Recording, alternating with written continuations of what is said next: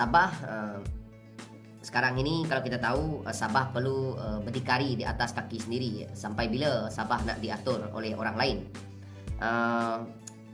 Dalam kita telah pun membentuk Malaysia ni sepanjang 62 tahun tau. Jadi Malaysia ini terbentuk daripada tahun 1963 sehingga 2025. Kalau 2025 tolak 1963, jadi dia akan jadi 62 tahun. Jadi sudah 62 tahun kita berada di Malaysia lah. Kita bersama membentuk Malaysia. Jadi daripada permulaan pembentukan Malaysia sampai hari ini, wilayah kita ini umpama dicengkam lah ya, dipegang oleh pimpinan-pimpinan pusat, parti-parti terutamanya Parti Nasional yang kita katakan sebagai Parti Melayu ini, yang mereka banyak ya mengganggu gugat ya untuk kita melancarkan kita punya agenda untuk MA63 kita ini.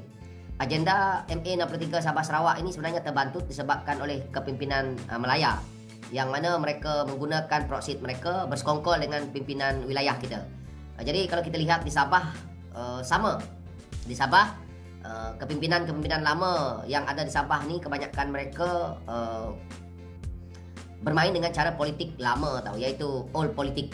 Kita selalu cakap dekat Sarawak ni old politik lah. Jadi mereka bermain dengan politik lama. Saya lihat ada sebahagian daripada ahli-ahli politik Sabah yang turun dekat kawasan, yang saya nampak pada saya tidak sangat bersesuaian. Tetapi tak tahu kenapa orang Sabah nak undi. Kalau dekat Sarawak ni ya, ataupun dekat Semenanjung ya, kalau perangai ahli-ahli politik yang turun macam BBIP, dengan ada sebahagian ahli politik Sabah ni yang turun, saya tengok membawa cerut tau, cerut, hisap cerut, belagak macam raja pun kalah kan. Tapi masih dapat sambutan undi. Lepas tu saya tengok ada lagi sebahagian yang menyatakan dia ada jurus sampai 7 jurus, bagaimana nak ni. Kalau saya orang Sabah ya, orang-orang macam ni saya dah tolak tau. Kawasan saya dah tolak dah, belagak nak mampus. Jadi otai-otai politik Sabah ni yang rasakan bahawa seolah-olah kuasa itu ada dalam genggaman mereka. Saya tak tahu macam mana mentaliti orang di Sabah ni sehingga kan kamu tak tahu ke bahawa kamu itu punya kuasa. Pemimpin kamu ni yang nak bertanding ni, calon-calon adun yang nak bertanding kat Sabah ni, kalau kamu tak undi, dia orang ni tak pergi ke mana pun. Tapi kamu orang kena, itulah mahalnya kamu punya undi. Jadi saya tengok lagak-lagak ahli-ahli politik lama Sabah ni, mereka yang orang kata mengaturkan politik di Sabah ni, tidak memberi ruang kepada kamu orang Sabah sendiri untuk mengaturkan Sabah itu. Jadi kamu orang tolak mereka ni. Sebab itu Sabah itu tidak dapat hidup berdikari. Politiknya tidak dapat hidup berdikari tau. Datang pemimpin yang ini, mereka atur sendiri tau.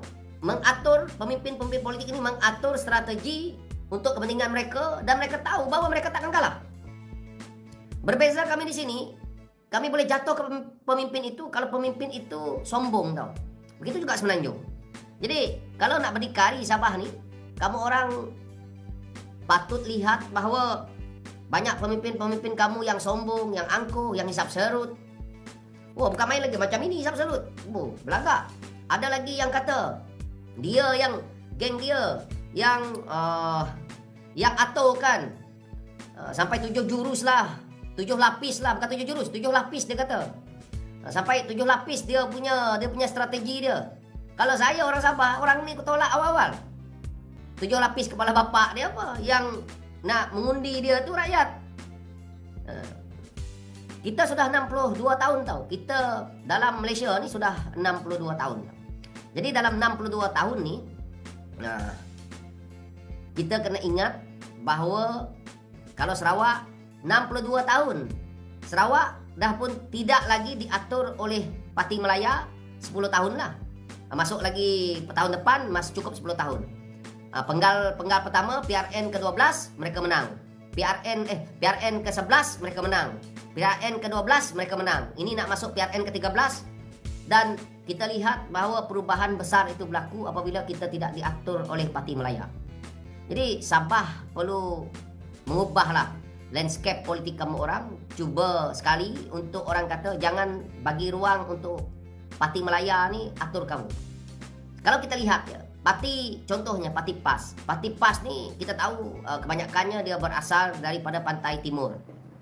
Ataupun lebih dikenali kalau kita tahu PAS ni dia datang daripada Kelantan, Terengganu. Kalau kita lihat sekarang ini parti PAS sedang nak bertapak dekat Sabah. Dan orang-orang PAS yang ada di Semenanjung sibuk dengan masalah mereka nak menguasai Sabah itu. Kita fikir baik-baik ya. Kita orang Sabah Sarawak ni tak pernah nak pergi atur Kelantan, Terengganu tu.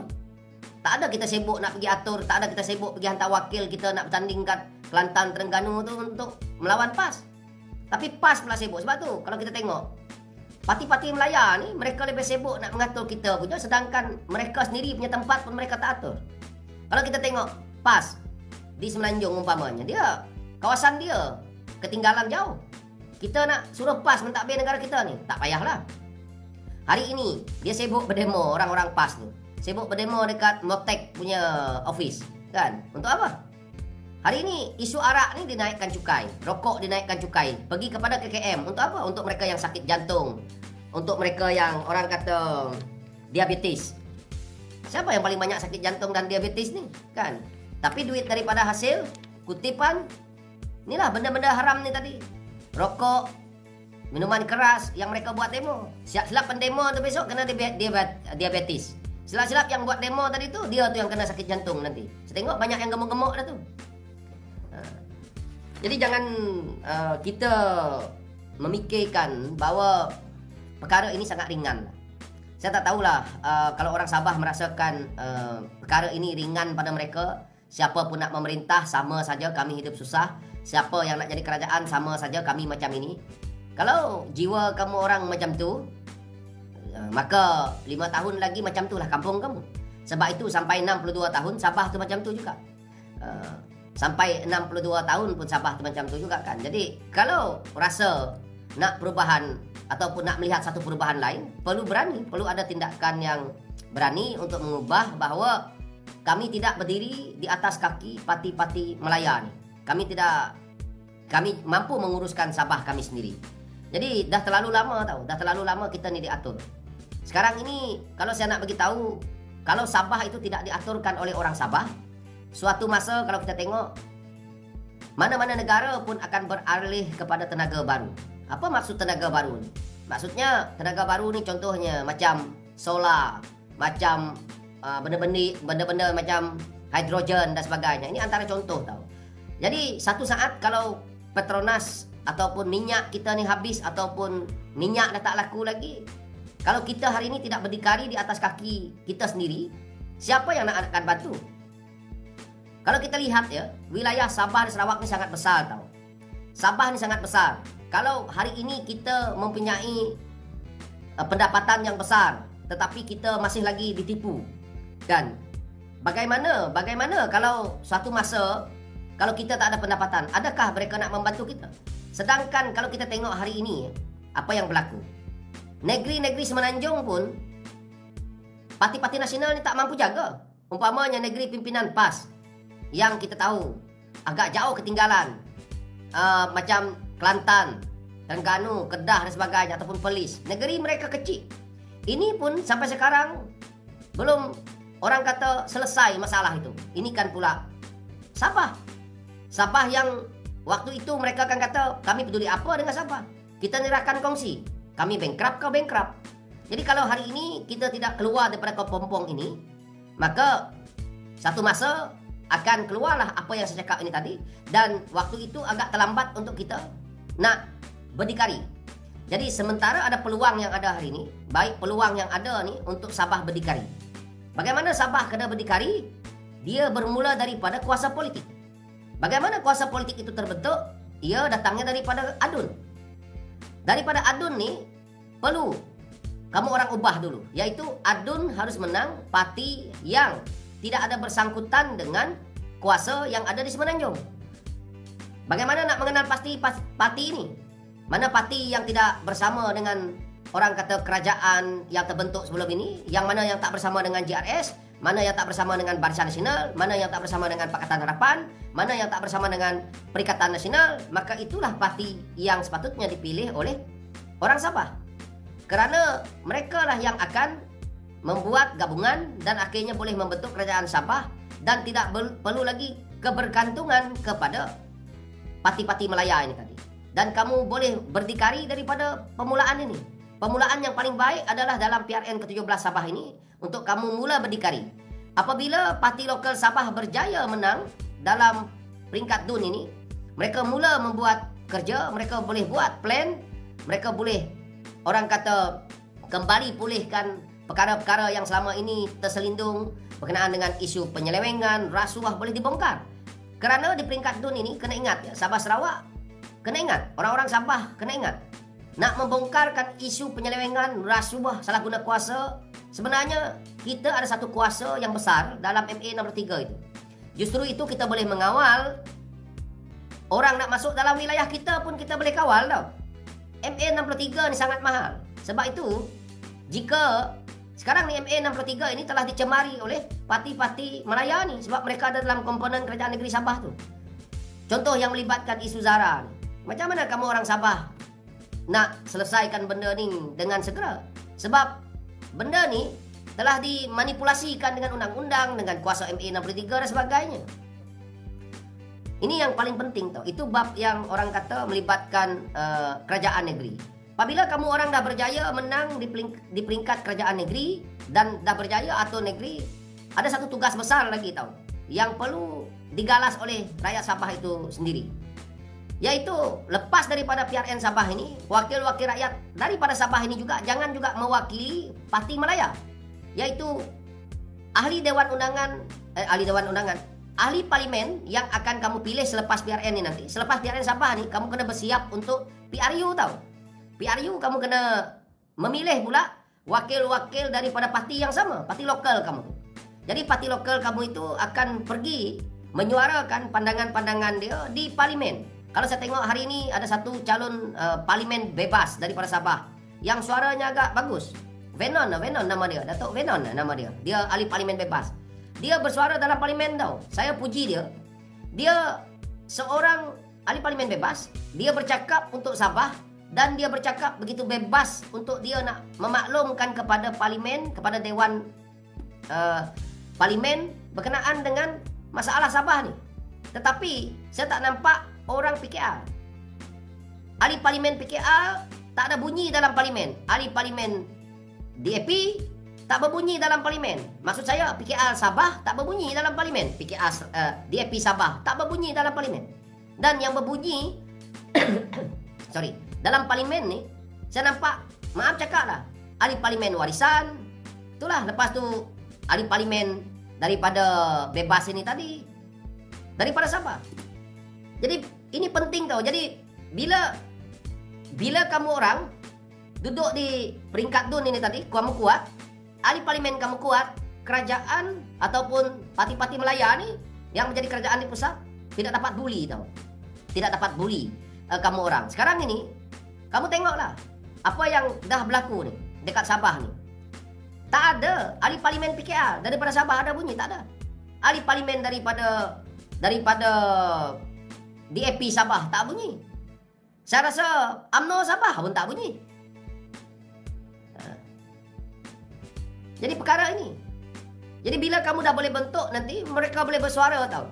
Bila mereka bersuara, saya percaya kalau dibagi ruang kali ini ya, orang Sabah kena ingat. Saya tengok politik Sabah kali ini ke arah perubahan yang sangat besar. Suara orang Sabah yang nak ikut macam mana kepimpinan Sarawak itu sudah saya kedengaran agak baik dah sekali sekarang ini. Dan promosi itu berkenaan dengan bagaimana Sabah hari ini dan bagaimana orang-orang Sabah yang dah pernah berhijrah ke Sarawak, saya rasakan sudah sampai waktunya. Saya nampak orang-orang Sabah dah mula faham tentang politik ni dengan begitu baik.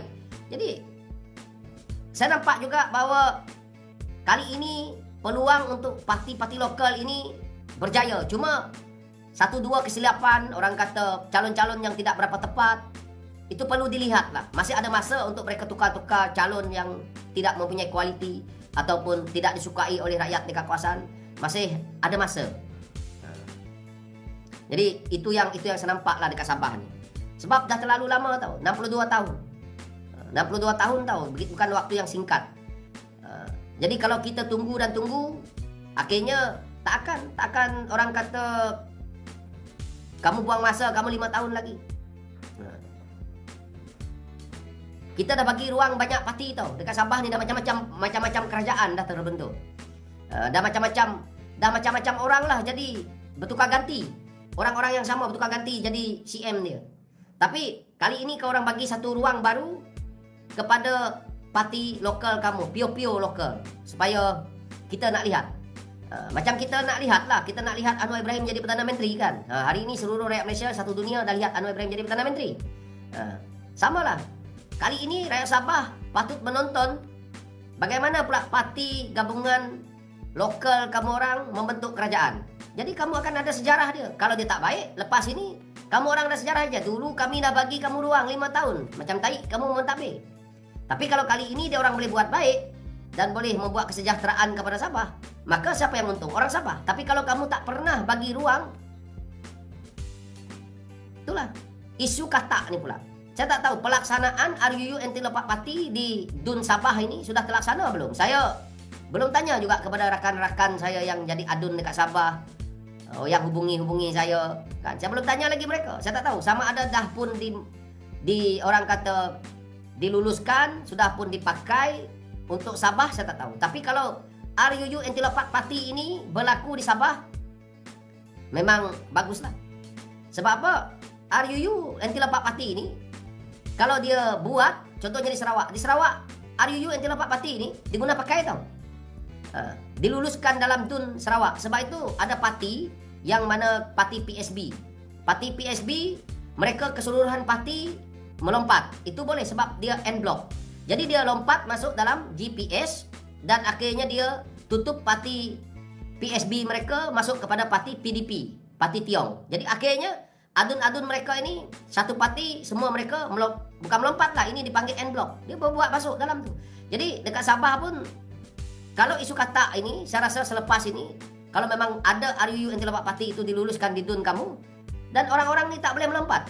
Katak boleh katak lompat ini dah tak boleh melompat kerana RUU Anti Lopak Parti. Kalau dia nak melompat, dia kena melompat satu parti. Kecuali dia bebas. Jadi perseorangan tu tak boleh. Kenapa Haji G boleh jadi Ketua Menteri Sabah itu hari? Sebab waktu itu RUU Anti Lopak Parti itu mungkin tak terlaksana. Sebab tu Haji G ni melompat daripada Bersatu dan akhirnya dia jadi Ketua Menteri itu. Dan orang di AP yang menggunakan logo Parti Warisan, orang di AP dekat Sabah ni pun curang juga kan. Dia duduk bersama dengan Warisan. Lepas itu dia keluar daripada Warisan bersama dengan Haji G dalam JRS tu. Jadi cukuplah majoriti mereka untuk menubuhkan kerajaan waktu itu. Sebab itu kadang-kadang saya lihat ramai cyber trooper Warisan yang menyerang parti lokal sama lokal mereka. Kau salah tu. Sebab kau orang tu sama-sama parti lokal. Yang sama-sama kau orang nak kena lawan yang patutnya kau orang lawan PH, GRS, PN dan BN.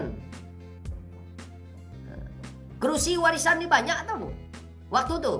Antara kerusi parti yang terbanyak sebenarnya Warisan. Cuma tak cukup majoriti untuk dia nak menubuhkan kerajaan. Kerana nak perfect semua Warisan tu tak dapat. Kalau waktu itu parti lain, parti yang ada tu bergabung dengan Warisan, tak jadi masalah. Sebab itulah, sebab tu hari ini saya nampak Warisan nampak ada kesalahan mereka di sini.